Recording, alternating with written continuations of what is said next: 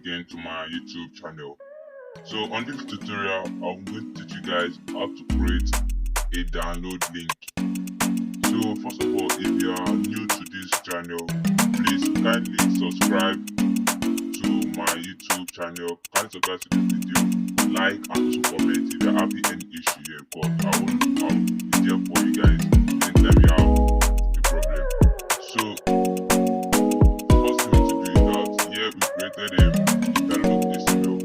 This is the file where we are going to add our download link, and this file of HTML is the file we are going to download in this video. So I name it file of HTML, and the file of HTML I give it like I added one heading to the file inside the file. So what you need to do to save this file and then run to download HTML. So let me see. So now let me add an anchor tag, and in this attribute we are going to add the name of our file download by